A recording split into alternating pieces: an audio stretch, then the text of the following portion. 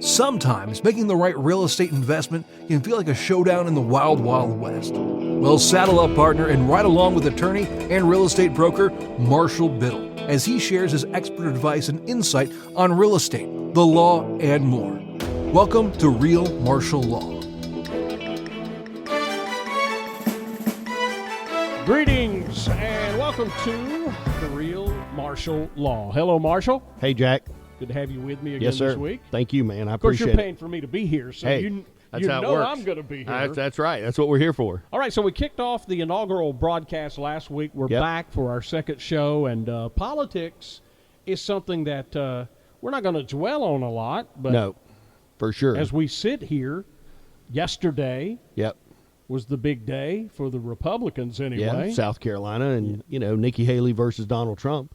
She says she's not going to, jump out. I don't know. We'll see how, what time will only tell, Right. So so Trump squeaked one out barely by the skin of his teeth. For sure. And it's funny because she's on his short list for VPs. Still? She was at least she was yesterday. So, but I think she's kind of thrown something out there that she doesn't want to do it, but you never know. Politics is politics, and sometimes people can bury the hatchet and, swallow a little pride and do what they need to do. But wow. I get it. I don't know. I'm not really much of a political person. I mean, I follow politics and but I just the political folks are a little weird.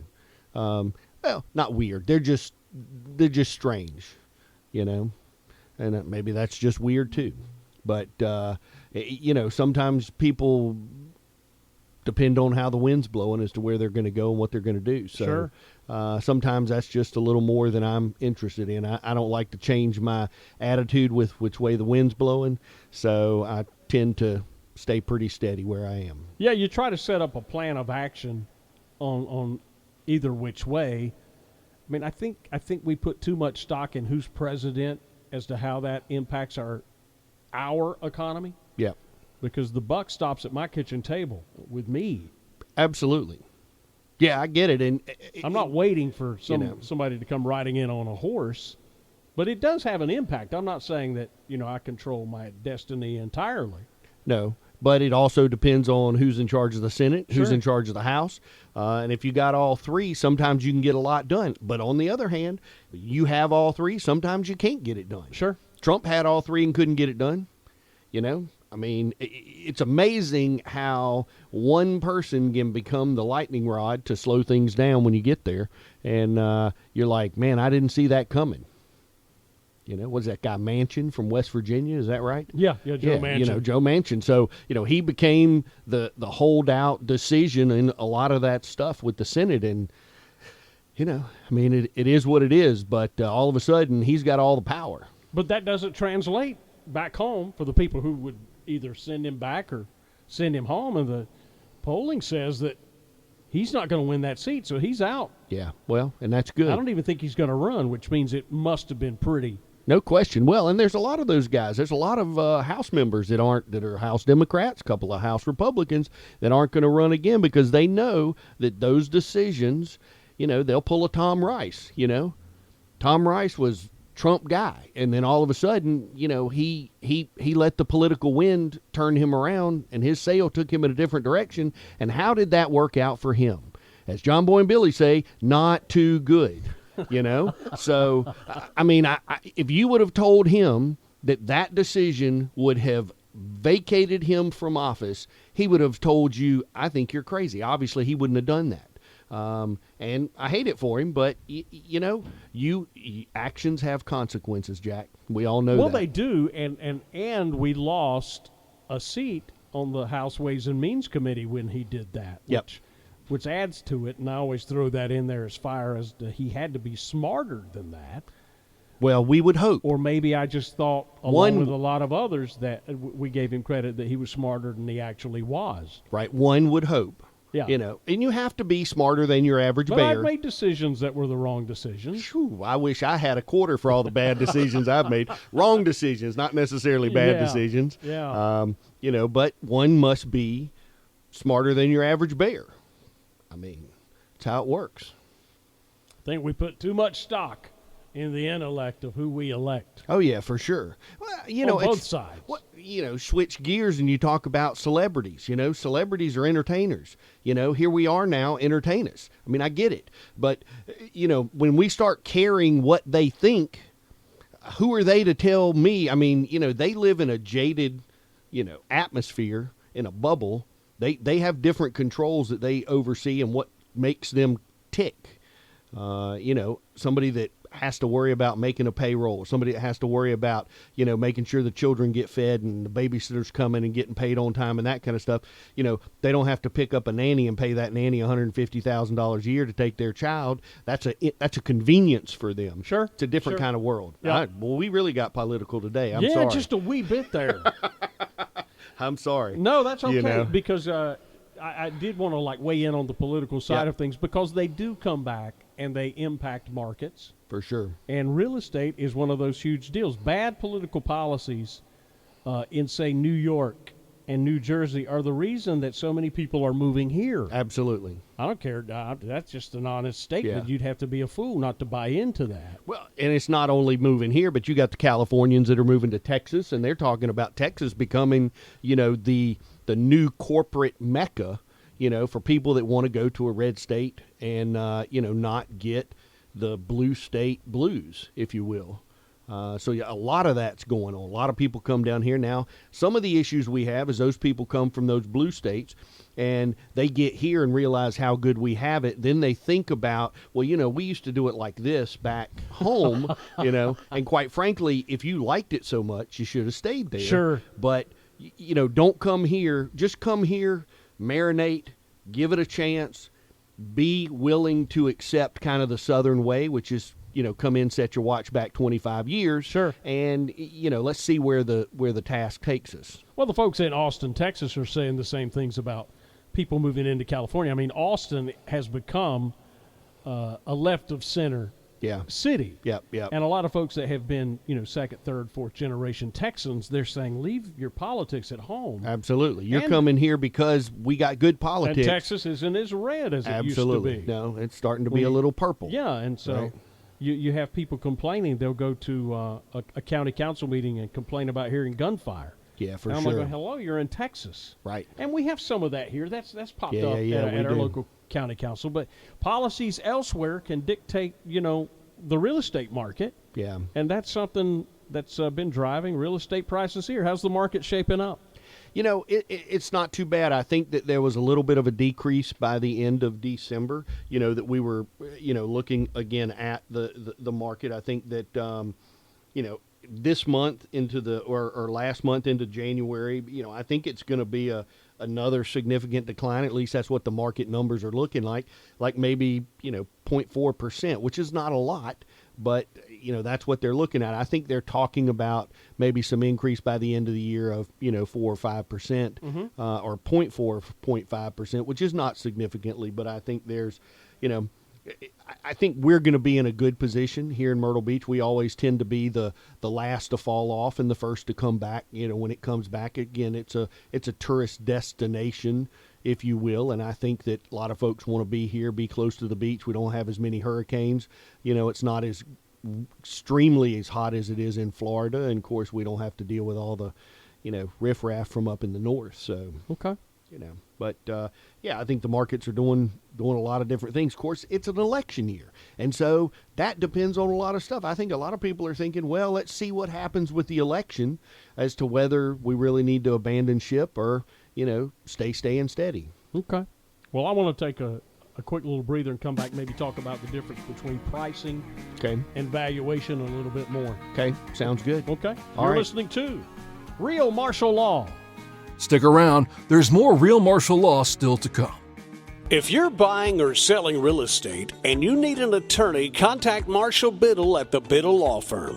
Marshall's been involved in the purchase and sale of real estate for more than 30 years, and his family's been in the real estate development business for more than a century.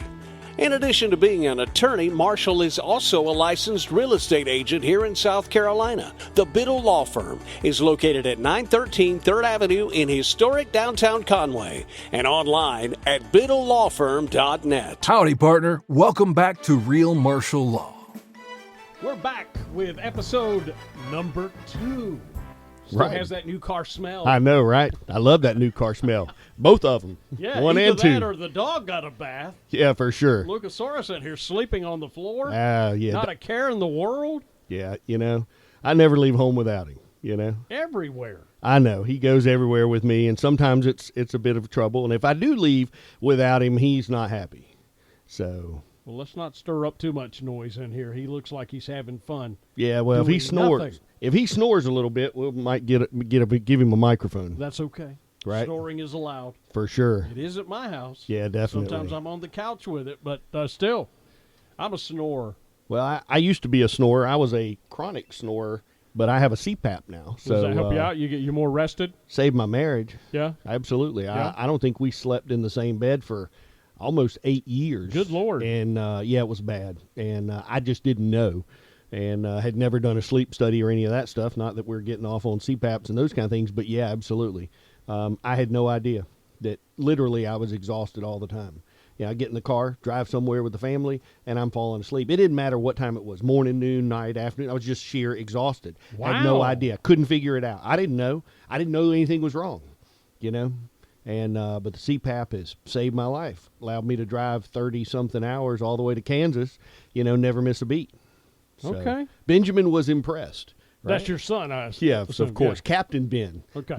Yeah. Captain Ben. Well, let's get the stagecoach back on the trail. All right, let's do it. I don't know where we ended. I don't know. Out there with the cactus, the prickly pear, and the tumbleweed. There it is. We brought up pricing and value Yes. of real estate. For sure. Touch on that and explain the differences between the two, because prices have gone up, then they go down, and Yeah, and of course pricing, I've always said ever since I've been in real estate, and I've been in since 1988, but, the fact is somebody's like, well, what do you think my home's worth? I said, I don't know, let's put it on the market and find out. I mean, it's only worth what somebody's going to pay you for it. And I can give you an idea of what it's going to be. And again, an appraisal is, the appraiser's impression or expectation of what your house is worth. It's his opinion. In this market, you think, okay, well, there's a lot going on. I can get this, and this based on comparables of what property sold near and around you. And so, it looks like that pricing has dropped a little bit in this area. But although the pricing has dropped, the value of the home has increased. I think part of that decrease in pricing is associated with the increase in interest rates and those kind of things. You can't buy as much house as you could. I mean, when they were giving away money, you could buy 103%. You get you a loan like that. Those days are gone, and they are really gone. So you don't see them coming back ever. I don't think so. I think that was just the drunken sailor kind of, and I think there was too loose regulations or no regulations at all. And I think that came back and it bit everybody. And I think that this downturn in the market that's why this downturn is not as drastic as the 7, 8, 9, where everything just went away and lenders weren't looking at anything or doing anything. They didn't want to touch a condominium. If it had anything to do with a horizontal property regime, they weren't interested in 4 or 5 years. I mean, there were literally people wanting to buy condos, and they said, we're not financing condos. Just not going to do it. And everybody across the board did it that way. So, it certainly affects everything. That certainly affects the value. If you can't find somebody to loan you money to buy a condo, the value of that condo, you got to pay cash for it. Sure. So, but I think that by the end of the year, and again, I keep bringing it back to this being an election year and we're getting close, who knows what it's really going to do. Interest rates kind of go up, come down, value goes up, goes down. Some people pay a little more, some people pay a little less. But I tell you what's not happening is that they're not stopping building here. There are subdivisions that are coming out of the ground and they're going gangbusters. Now, is that the local builder? Is that these national tract builders? Tract builders who are national companies, they get their earnings by their stock price. They are publicly traded entities, and so they got to make their unit numbers of what they project they're going to do. They make them, and they get, and their performance is based on what the market thinks they are doing. So, Right. Mom and pop that build 25, 35, 4,500 houses here, they don't have that luxury. They go to a regular bank, they borrow the money, they have a line of credit, they build the house, they sell the house, they pay off the loan, they keep the difference, and, they make a little profit and they move on to the next one. Maybe they can do 10 houses at once. Tract builder can come in and build the whole neighborhood. Sure. Sure. I mean, it's the difference between millions of dollars and billions of dollars. It's just a different, but again, it changes the market for here where we are. And I think right now, mostly what you're looking at is the national tract builders who are buying what were vacant lots or farmland, and they're cutting them up and building houses. Okay, let me throw this at you. Okay. It's something I think about because I'm going to be 60 this year. Holy cow. Okay.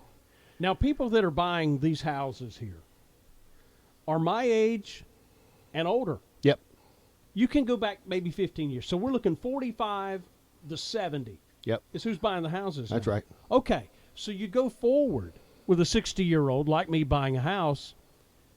In 10 years, they're 70. Yep. They're 75 in 15 years. Yep. You still got 15 years left on your mortgage. They're borrowing 30-year mortgages. Okay. Some Yeah. are. Yep. Some come down and they do pay cash or they'll do a 15, but for the Yep. most part, the 30-year is still being done.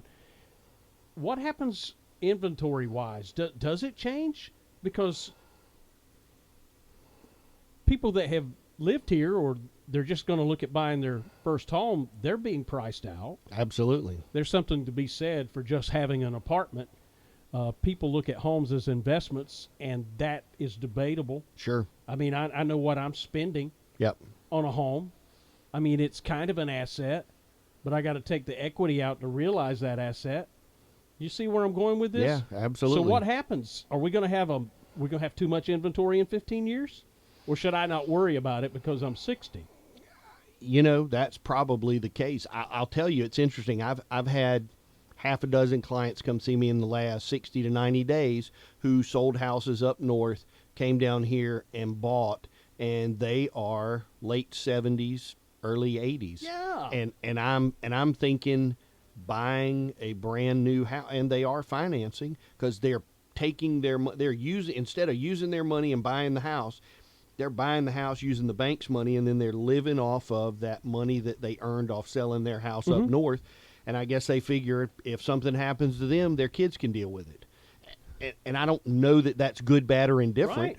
but it's at least something that they don't want to have to worry about. I think about it, Yeah. and I look and I see so many apartments because I live in the central part of Myrtle Beach. Yeah. And they're building apartments where I never thought, man, there's a lot Yes. of, Yes. man. Yeah. I mean, Well- apartment leases are as much as a really, really nice home was Right. 10 years ago. Yeah. Well, and interest rates have priced a lot of people Yeah. out of the market. I mean, when interest rates were at 0 or 0.025 or 25 basis points, people could buy, they could buy a $500,000 home on what 10 years ago they could only afford a $250,000 home. So they could buy more home with the same income that they had.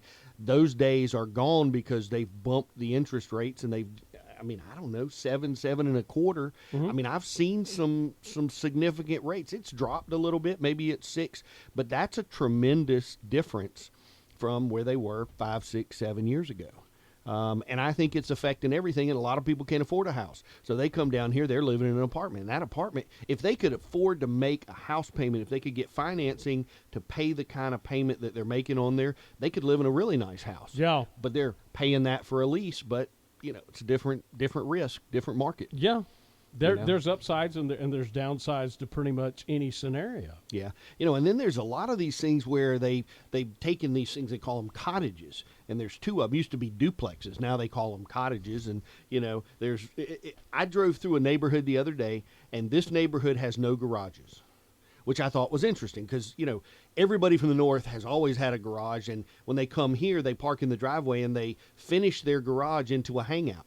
They've got little insulation there, and they got a TV and a radio, and they got sofas and stuff, and they hang out and drink cold beer and talk to their friends and entertain and that kind of stuff. It's the man cave, if you will. But I was in a small neighborhood, small, 1,500, 1,800 square foot houses with no garages. I just thought it was very strange, I've always thought, I have a garage, but I didn't live in a house with a garage growing up. I don't have a garage at my house. Yeah, so I could build one, but it wouldn't be big enough because of easements and setbacks to put a car in. Well, this is true. And, of course, you have a number of cars. And Myrtle Beach proper, they don't allow you to do that. Thank goodness you got spots there in Loris, at the tower site. What is that? I I'm not don't going to be know. limited by that. All right, I I know. only right? have 6 vehicles There right you now. go. How does that happen? Listen, my. my Suburban is parked over in the lot Well, next that's door. 3 right Yeah, there. Okay, and that takes up the space of 2. yeah, for sure. And my wife is Unbelievable. like, "Hey, what's that car doing over there?" It is what it is. Oh, I man, like don't to call leave me it at out on that. Now they're going to come knocking. for sure. They're going to come a-knocking. All right, Yeah. we'll take another breather. You're listening to Real Martial Law. If you're buying or selling real estate and you need an attorney, contact Marshall Biddle at the Biddle Law Firm. Marshall's been involved in the purchase and sale of real estate for more than 30 years, and his family's been in the real estate development business for more than a century.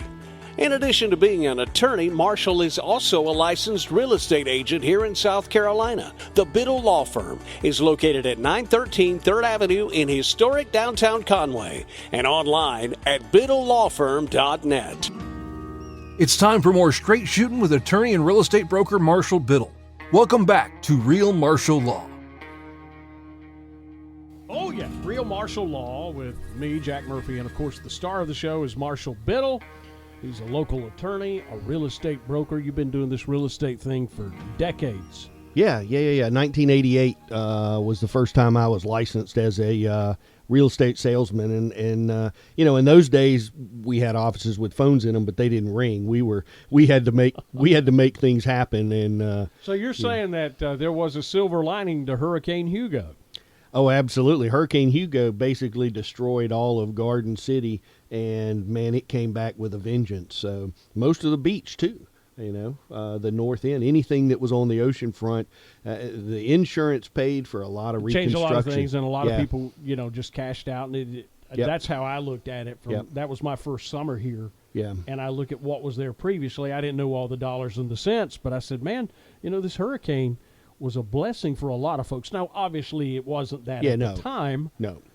but it did come late in the season. Yes, it did. Well, it's interesting because those beach houses back in the day, you could buy, and I call them the old shotgun beach houses, that was, you had 2 bedrooms on one side, 2 bedrooms on the other, and it was basically a shotgun in the middle, and, it had the dark, pine, Yeah. Yeah. pine wood that was in there, and I love it. You don't see them like that anymore. You could buy those beach houses either on the creek or one block off for about $100,000. Which is still a lot of money in the Sure late it is. 80s. Yeah. But you look at those properties now, and they're $1 million homes. I mean, if you're one off or oceanfront, you're running into the $2 million ranges, and then of course there's always the timeshare chains that's been going around. I think Kingfisher Inn was the very first timeshare in Myrtle Okay. Beach. Might not have been, but it certainly was in Garden City, and that was Chris Swift and Andy LaHoop who did that, and Chris Swift was Andy LaHoop's father-in-law. And I know some of that because I worked for the lawyer up in Columbia who did all that work. And so, but it's interesting that we talk about a little bit of timeshare because there's an entity up at the north end right now that's got some timeshare issues. They've shut down and closed the Beach House Golf and Resort, and that's a timeshare resort, and basically said, hey, folks, we're not going to open up again this year. And a lot of people that own those timeshares or the right to be in those timeshares are trying to figure out what's really going on. And Yeah. so there's a lot. There's been some articles in the paper, and then of course the Yachtsman. I think the Yachtsman was just sold to a company out of California, Yeah. I believe, and that was a couple articles that were in the paper here just this yesterday, and it just looks like there's a lot going on. Not sure what the ultimate will be.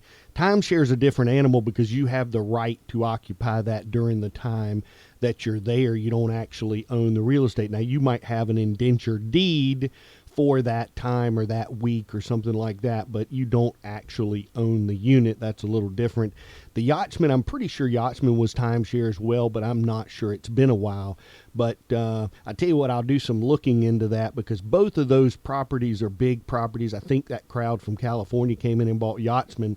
Be interested to see how that's going to work and what they got on mind. Well, if I had money and I was in California, I'd definitely put it in the Carolinas or somewhere else. California is just weird. Oh, yeah. I mean, They you take punish success. Oh, absolutely. You take $1 billion from California and you spend it here in South Carolina. It doesn't take as much to generate that $1 billion in California as it does here. People out there makes $300,000, $400,000, $500,000 a year, and they live like the people here that make 85. Yep. And so it works, but the ability to generate that income out there and spend it here is you live like a king. So timeshares will be the talk next time we get together. Absolutely, Get a little info on that. Yeah, we'll talk about timeshare. We'll talk about the Yachtsman. I'll see if I can figure out what's going on with the beach golf and colony resort, the beach house timeshare resort. That'll be interesting. A lot of people, every unit gets sold 50 times. So if you got 100 unit, that's 5,000 owners. They're not going to be quiet. So I'll be interested to see how that goes. There's going to be a lot of litigation going on with that one. So the lawyers stand to make a little money on that, and will truly be an interesting concept, but we'll see how that goes. But Horry County is not immune to that anyway. No. Well, we were talking about Hugo earlier, and then just a few years later, I'm sure you'll remember these words, Resolution Trust. Remember all the condos that absolutely were being sold for pennies on the dollar? Yes. 94? Yes. 95? Yes. Jeez. Yeah. That was, I was in Columbia. We'd moved to Columbia in 92, so I was 92 to 01. So that 9 years, was interesting. We came back, and it was definitely a big change. But, there's, Resolution Trust. I had forgotten about that.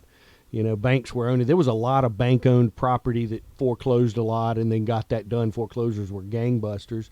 And that's one of the things. The foreclosures have ticked up in the last 6 months. I did see that in, and I think it's, again, because interest rates are pricing people out of the market. Back in the day, it was the adjustable rate mortgages that priced everybody out. They could buy at this low interest rate, and then they quadrupled their interest rate, and they couldn't afford it. So that's what drove that foreclosure market. This one, I think, is going to be a little different, but it's still squeezing the homeowners. All right, if you're looking at a home, you're looking to move here, buy here, invest here, how do people find you, Marshall? realmarshall.com or marshall@biddlelawfirm.net. That's my email.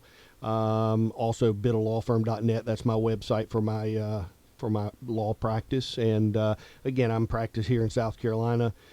Been here my whole life, and if you got questions, just call me or send me an email, and I'll give you a call and see if we can figure out what we can do for you. All right, it's time to hightail it out of here. Yes, sir. Giddy up. All right, I'll see you next time. Move them out. Thank That's you, this sir. week's edition of Real Marshall Law.